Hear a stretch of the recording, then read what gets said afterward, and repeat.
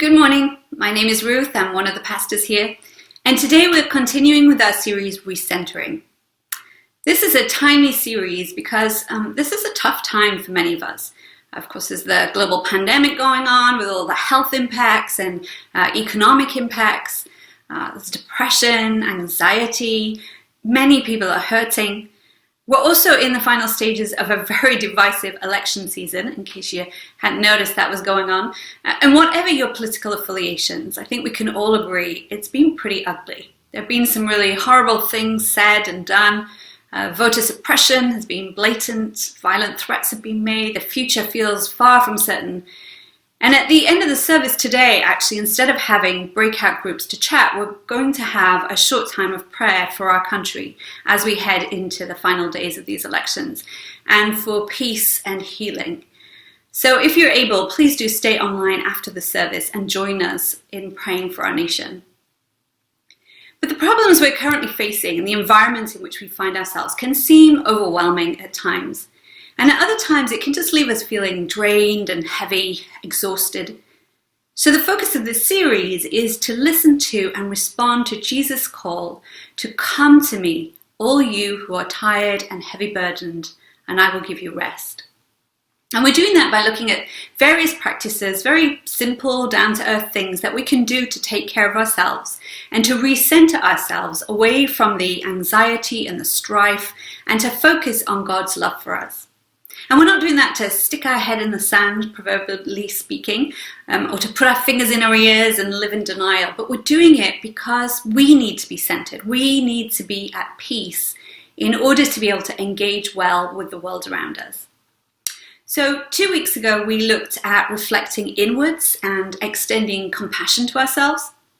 And last week, we looked at being grounded in our physical selves, in our bodies, our homes and neighborhoods, and in this world, which is actually, despite everything that's going on, full of beauty if we can just slow down and open up our senses to the divine presence that permeates everything around us. And this week, we are going to look at creativity.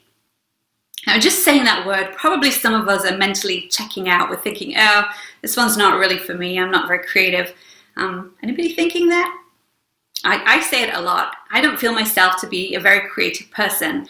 But I think one of the reasons we tend to think of ourselves as not very creative, if those of us who do think that, is because maybe we're not a great artist or poet or musician or dancer, and we tend to restrict our view of creativity to these kinds of classical art forms. But of course, there are so many ways of expressing creativity. Some of us are creative in the way we cook, or the way we dress can reveal a lot of creativity. Some of us are great problem solvers. We think outside the box and get things to work in new ways.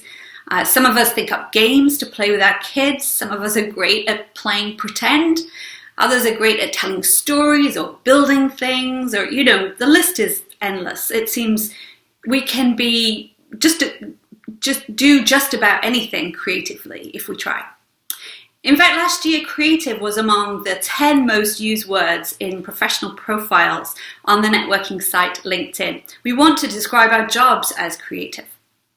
Well, I guess not if you're an accountant, actually. Creative accounting sounds a little dubious. But the rest of us, I think, want to be creative in what we do.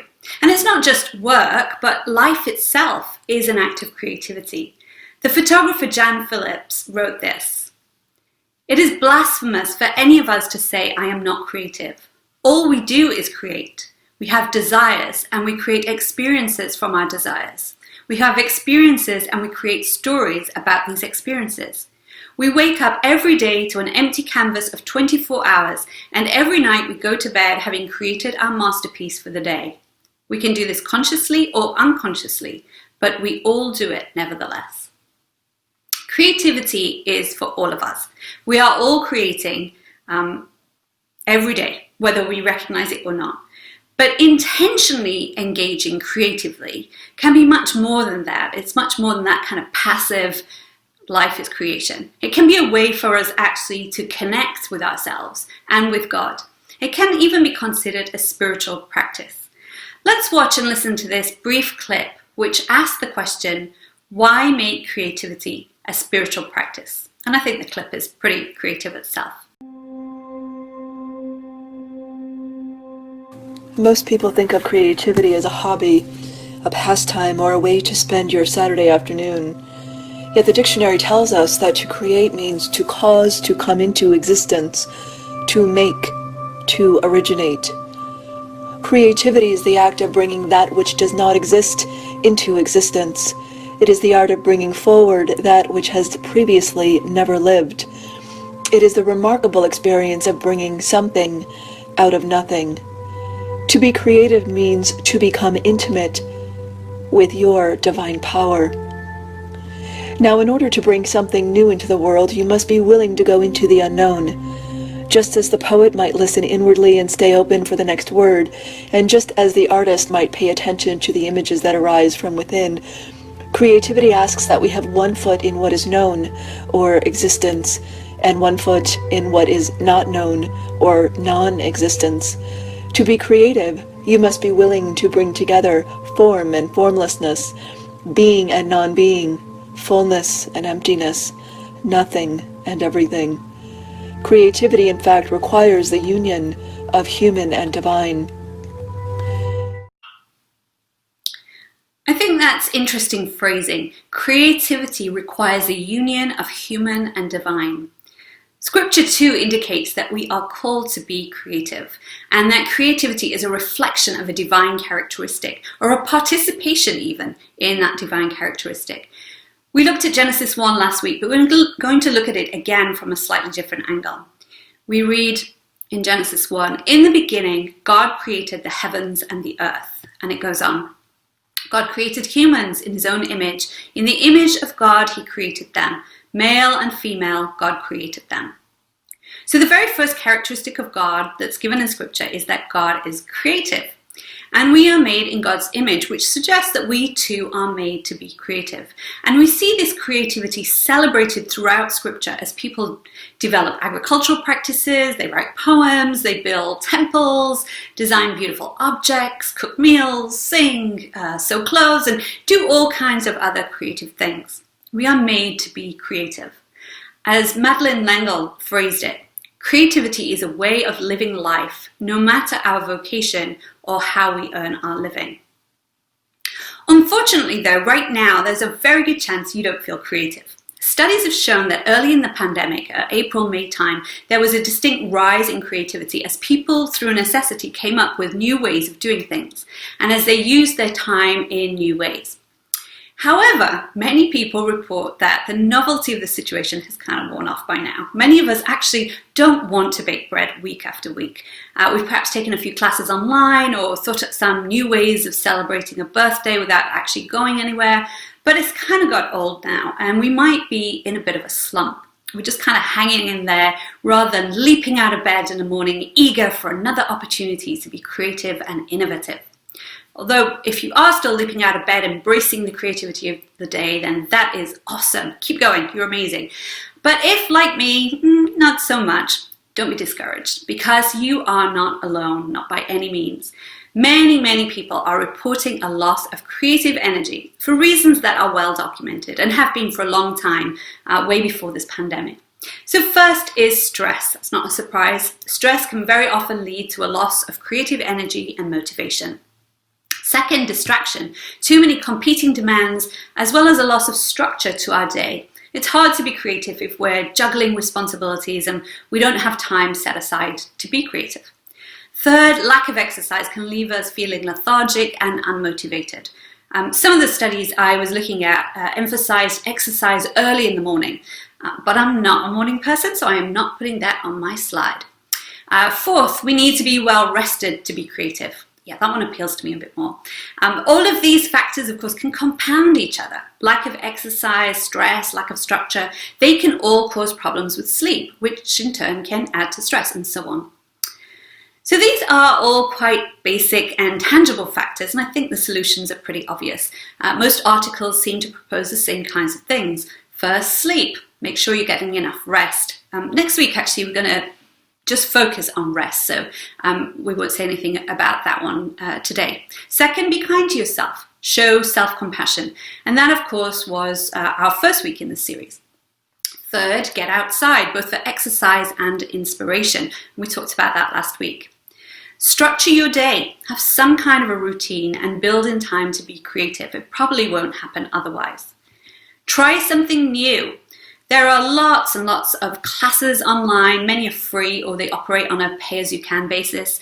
YouTube videos, there's just endless numbers of those, teaching you how new skills and new ways of doing things, or giving creative prompts. There are books and so on.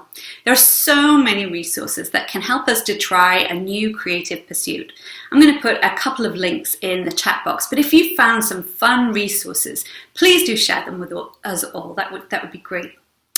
Start small. If you've never tried building anything before, perhaps don't start with trying to remodel your whole house.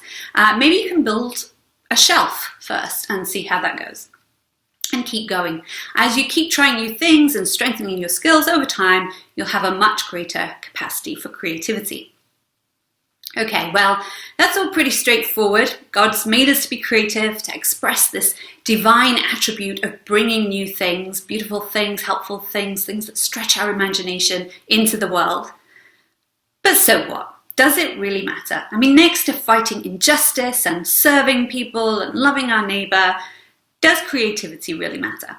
It could be seen as a bit trivial, really. I mean, does anyone care really if we're creative or not? Well, actually, I think it does matter, which is a good job because otherwise this would be a short message. But I think it matters on a couple of levels. First, this whole series is about taking care of ourselves, and engaging with creative activities is a proven way of doing just that. Czech psychologist Mihaly Csikszentmihalyi popularized the concept of flow in the 1970s. Flow means a state where we experience focus and calm, and we lose track of time and place. I guess these days we'd probably call it being in the zone.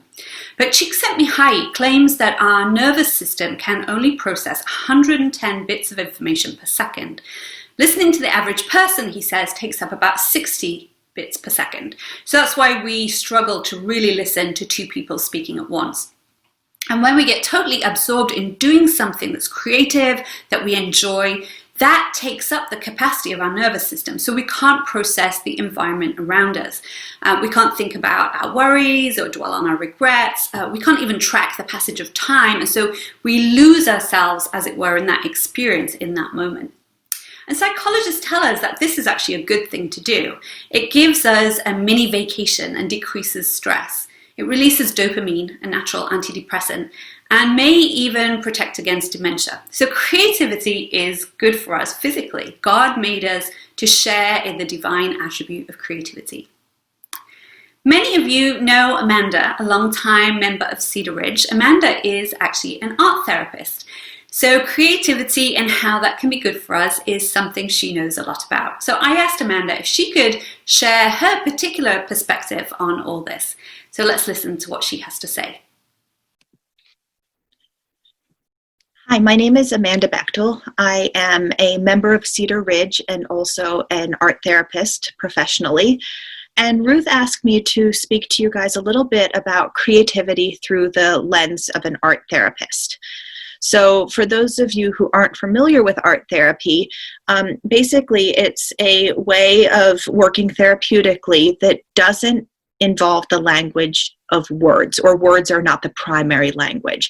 So in a traditional talk therapy, you might go in and the therapist may ask something, as you share an experience, they might say, how do you feel about that? And you answer how you feel about that. In art therapy, it might be more like, show me how you feel about that. And the client is going to use drawing or painting or collage or some visual representation of their experience. Now, to be clear, this does not mean that you have to be an artist to participate in art therapy. In fact, artists are some of my tougher clients because they have an agenda for how they want something to look stylistically. And really, this is about process instead of the product. So it's this is my underlying assumption, is that all of us as human beings have the ability to be creative, that it's something we're born with. As being made in the image of God, the great creator, that's an aspect of who we are. unfortunately, it gets socialized out of us, and we become self-conscious. And, the kid who delights in showing their parents the masterpiece, scribble that they made in preschool, by the end of, say elementary school or late elementary school, may have just, most of us have decided whether we are or are not an artist at that point, or a good artist. So the first thing I have to do is kind of undo all of that and get people back to a place where they're willing to kind of play and experiment and express. And so the language in art therapy is, like I said, it's not so much words as images. And with images come color, shape, and line. So if I'm talking to somebody and I'm sharing, an expression of sadness, oops, I guess I'd do this so you guys can see. It might be kind of a meandering path, and it might be blue, and I might spiral at the bottom. And that may be what sadness feels like to me.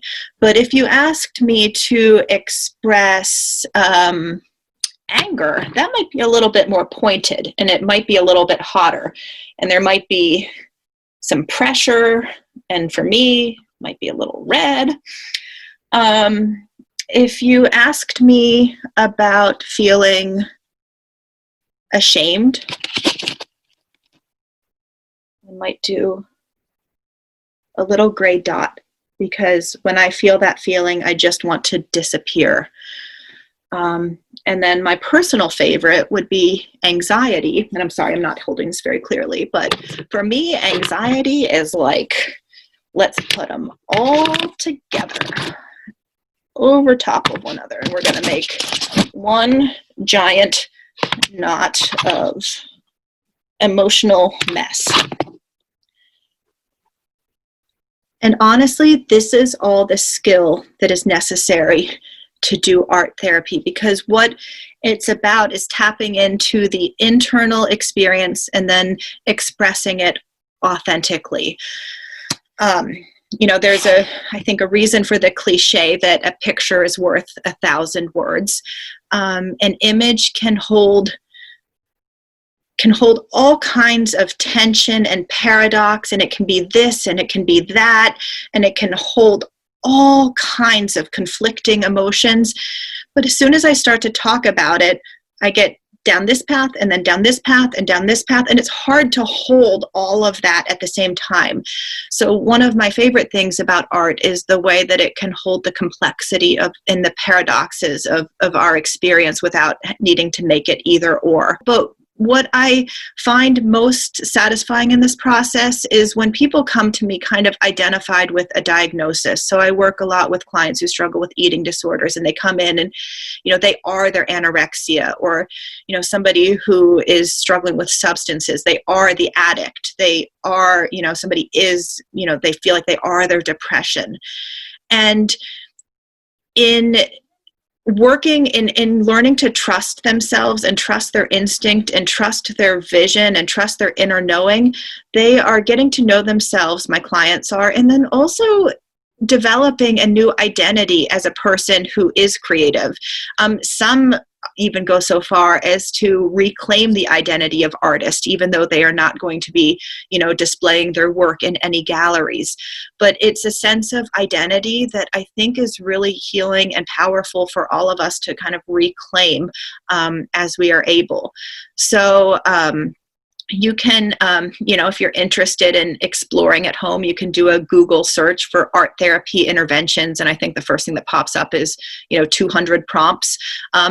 I also encourage you to see a professional if that doesn't feel safe for you, because it can bring up a lot of emotion and stuff from the past. But if you're really just interested in playing with art materials or trying to reclaim some aspect of your creativity or your human right as a creative person, that could be a good place to start for some prompts. And I encourage you to ask your inner critic to sit to the side and let you play the way you would have played as a child, and to kind of reclaim some of that creative headspace. So I'm also happy to talk with anybody who has questions about art or the creative process or my journey as an art therapist. So thank you guys. Miss seeing you in person. Thanks so much, Amanda. But if we were made for creativity, if it's part of our identity, as Amanda was saying, and if it's proven to be good for us, why do so many of us resist making time to be creative? Now, obviously, sometimes we're just distracted, we're busy, we don't have time. I think that's normal, it's part of life. But there are a couple of deeper issues, more spiritual issues, if you like, that I think are worth thinking about. First, many of us discount our creativity because we think we're not good enough. This is something Amanda already touched upon. We're not highly skilled artists or musicians or builders or cooks or whatever else. So we think that what we do, it doesn't really count for much. It's got no value. We might even be very critical of ourselves and find fault with what we do. Some critical assessment might actually be constructive to help us improve, but most of us, or at least some of us, have a tendency to put ourselves down. We hold ourselves to a really high standard and speak to ourselves much more harshly than we would speak to a friend. Coming back again to our foundational issue of self-compassion, we read in Isaiah, "You, Lord, are our Father. We are the clay, you are the potter. We are all the work of your hand." Scripture teaches that we are God's work of art, God's creation. Maybe we can remember that when we speak negatively to ourselves. If someone we loved showed us a piece of art they had created, would we criticize it and pull it to pieces? Or would we look for the beauty in it, the skill of it, the originality? Let's look at ourselves appreciatively and compassionately. Isaiah describes God not just as our creator, but also as our father. And think for a moment of the joy of a child's picture, the joy that brings to parents, grandparents, aunt, uncle, whoever cares for a child. We don't critique that, we delight in it. Pablo Picasso said, "Every child is an artist. The problem is how to remain an artist once we grow up." Every child, or perhaps it's more accurate to say every healthy child, is an artist because they haven't yet learned to put themselves down. They have the confidence to just go for it and have fun with it. But as Amanda noted, we quickly lose that confidence. We learn to color inside the lines. We worry about whether our creations are as good as someone else's. We compare and critique and we feel the need to perform. And so we lose the joy of creating. It becomes something that's competitive and stressful. It becomes about the finished product rather than the fun of the process. We no longer lose ourselves in the flow. One practice I'd like to suggest this week is to engage in something creative and intentionally silence your inner critic, or at least try to ignore it. There are various ways to do that. Some people find it's helpful to journal a stream of consciousness before they start creating, just to get all the voices out of their heads. Or you might want to sit in an attitude of prayer and just let go of the thoughts that come into your mind. Maybe you can imagine them as leaves drifting down a stream, or as bubbles passing by and pop them with a pin. But make room for silence and stillness and for an awareness of God's presence with you before you jump into creating. That can help. You might want to imagine as you work that you're actually watching a friend create and provide encouragement to that friend throughout the process. Or you might want to create things that you intentionally don't keep and don't share with others, so as to maintain the focus on the joy of creating rather than on the end product. Something I had fun with the other day was what the artist Matisse called flying with scissors, where you cut shapes that try to capture the essence of an object, but you do it quickly and in one go so that you don't have time to start second guessing yourself. So for example, we have a reclining nude, and we have an acrobat, and we have some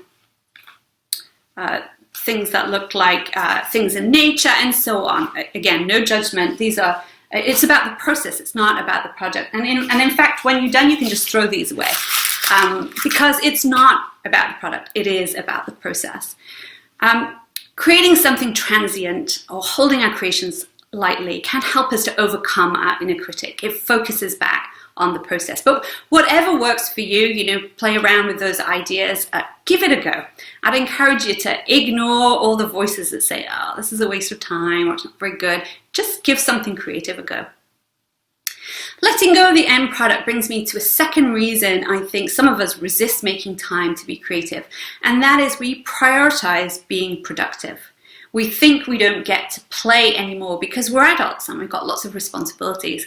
And I think some of us even assume that God created us as servants or laborers, that we are made to serve God, to work for God.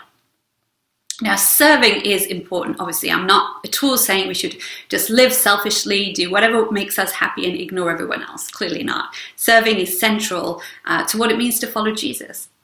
But I think some of us have a view of God as someone who maybe is quite judgmental, very serious, has high expectations of us that maybe we can never quite live up to. But I would suggest that that's not who God is. Again, going back to the book of Genesis, we read last week this verse, "The Lord God took the man and put him in the Garden of Eden to work it and take care of it." That sounds quite creative. Tending a garden, in harmony with God, acting as the image of God. But after humanity has rejected God's way and rebelled against God in chapter 3 of Genesis, we see God and work presented in a very different light. We read, this is God speaking, "Cursed is the ground because of you. Through painful toil you will eat food from it all the days of your life. It will produce thorns and thistles for you, and you will eat the plants of the field. By the sweat of your brow you will eat your food until you return to the ground, since from it you were taken. For dust you are, and to dust you will return." This is a very different perspective now. From this perspective, God has cursed us. We don't get to live harmoniously and creatively. We view ourselves as people who have to painfully toil. But we still sense that this isn't how it's meant to be. This isn't how we were created to live. This isn't a relationship we're meant to have with God. Similarly, in the story of the prodigal son, I'm sure you remember that story, the younger brother takes his share of the inheritance even before his father's died. He wastes it all and he comes home begging to be allowed back as a servant. But the father welcomes him as a beloved son and throws a feast in his honor. Meanwhile, the elder brother refuses to join the feast. He sulks out in the field until the father comes to find him and pleads with him to join the celebration. We read in Luke. But he, the elder brother, answered his father, "Look, all these years I've been slaving for you and never disobeyed your orders, but you never gave me even a young goat so I could celebrate with my friends. But when this son of yours, who has squandered your property with prostitutes, comes home, you kill the fatted calf for him." "My son," the father said, "you are always with me and everything I have is yours.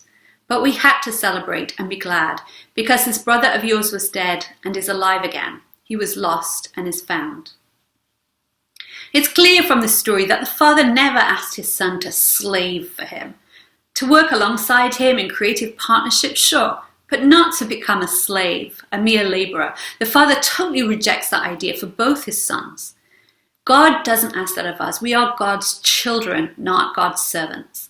Like the father in the story, God calls us to join the celebration, a celebration of life and love, forgiveness and second chances. We are called to live exuberantly and joyfully. So our second practice is to intentionally set aside time to create just for fun, just to celebrate the gift of life. And then finally, as I mentioned earlier, we resist making time to be creative because we have too narrow a view of what we consider creative. We think of all the things that maybe we're not so good at, rather than thinking of ways that we can be creative in our everyday work and life. So our third practice is to be creative about being creative. To look for ways this week in your everyday life to add some creativity. Like when you go to vote. And our friend Margie did just that. So let's hear from her. So I went to vote last weekend, and I wore this Edwardian costume that I made earlier this year in recognition of 2020 being 100 years since women obtained the right to vote in the United States.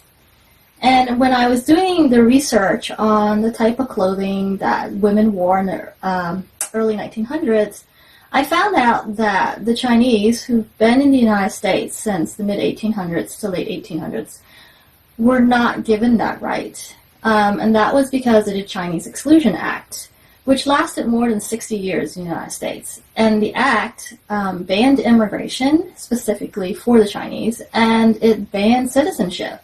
So because if you weren't a citizen, you weren't allowed to vote. So I could have worn this costume over the summer, but I decided to wear it later in the year, especially when I went to vote, because we didn't get that right until 23 years later than everyone else. So I wore it also because it was in honor of everyone who fought for my right, even before I was born. And I don't want to ever take the right to vote for granted. But very quickly, so I made the skirt. It's a combination of linen and cotton, and it came from a sewing pattern. The shirt was purchased, and the hat I already had. It was a plain hat with a black ribbon on it, so I ripped that off and used a hot glue gun, and I glued on some silk peonies, and the tulle that's on there is actually tulle that I saved from my wedding veil that I made 9 years ago, because a crafter never throws away anything. So there you have it, and thanks. Thanks so much, Margie. Such wonderful creativity. We have a couple of other members of our community too who are going to briefly share about how they have been creative in the last couple of months. So Derek, over to you. Hi, Cedar Ridge. My name is Derek, for those who don't know me. I am going to show you a board game that me and Ellen, my fiance, invented over quarantine. We call it Game of Lines. It was Ellen's idea to make it. One morning she was just like, hey, Derek, let's invent a game. And I honestly was not so sure about it. I was kind of thinking that it would be really hard and that I didn't have any ideas. But I agreed to, mostly because I didn't want to be lame and not fun. So we started brainstorming, and pretty quickly I got excited about it because we just broke out some paper and colored pencils and started writing down all of our ideas, or just like things about games that we like. So for example, our first idea, or Ellen's idea, was see who can draw the straightest line, which I thought was hilarious, and that's how we actually named our game, even though it has very little to do with the game that we made. And we had a lot of other ideas, and eventually we pieced this all together to create the Game of Lines, which is actually pretty complicated, so I won't explain all of it. Like, the rulebook is 7 pages long, plus an 8th page jumbo version, which is 8 to 12 players, so I guess we can try that out post-COVID. But the idea of the game is basically to find the resources on the board that you need to build a boat to get to the island of fortune. And you play as a specific character in the game who has like a unique ability. And then you can also, you start out usually like in an alliance, but you can leave your alliance or join someone else's alliance throughout the game at different times, really at any time. It's kind of like a anything can happen game with a lot of different factors. We also have this thing called, we have mini games like Mario Party, which are like 40 little games that we came up with. That, like things like sardines that take like 10 minutes, or Nerf Marco Polo, or stupid little stuff like that. And when you win those games, you get coins, and you need the coins to get the resources to win the game. So that's a little bit about our game. We've had a lot of fun playing it with our roommates and a few of our friends. It's actually been like really fulfilling for me and Ellen to like invent a game that we can play with people and have fun with. And our friends have been really nice, and they've helped us with the game, and even just been nice enough to play a weird game that we invented. So that's been cool. And if anyone wants to play, let me know. We would love to play with you. And yeah, thanks for listening. Thanks, Derek. The Mansons, meanwhile, took a game that already existed and adapted it to allow for social distancing. Heidi and Greg will tell us about that. We first saw the game Nine Square played at a high school party a few years ago. A large number of students had fun continuously playing the game for hours, with students joining and leaving the game whenever they chose. I observed that everyone appeared to have fun no matter what their skill level was, and people who might not have felt comfortable joining a regular volleyball game with teams were stepping up and trying a turn or two in this low-pressure game. Last year, we built a frame for our family to play at YMCA Camp Let's. We were pleased to see many families with people of all different ages enjoy playing the game throughout the weekend. 9 square is similar to volleyball, except it's played as individuals instead of teams. 9 people stand under a frame, each person defends their square from the ball. The play starts with a person in the center square. When the ball is tossed within a person's square, they must hit it out and land within another person's square. Whenever a person is unable to hit the ball out of their square, or if they hit it out of bounds, they must leave the frame and wait for another turn in line. The square they leave is empty and is filled from the people rotating within the grid. A new person joins the game at the starting square. Your goal is to make your way to the center square where you start the next play. When the CDC first issued guidelines on social distancing this past spring, I thought of this game. Our frame is a grid of 4-foot wide squares, and what if we built the frame to be a 6-foot square to allow people to stand further apart? The larger frame would allow friends and family to be active and have fun and follow social distancing guidelines. I knew our frame with 4-foot squares was not very stable, and making it 50% larger would definitely not work. We needed a much stiffer frame, so instead of the 1-inch pipes we had, we increased them to 1.25 inches. We also added horizontal members for bracing. The new bracing not only makes the frame more stable, but also helps player understand the pathway through the grid and reminds people to stay within their grid.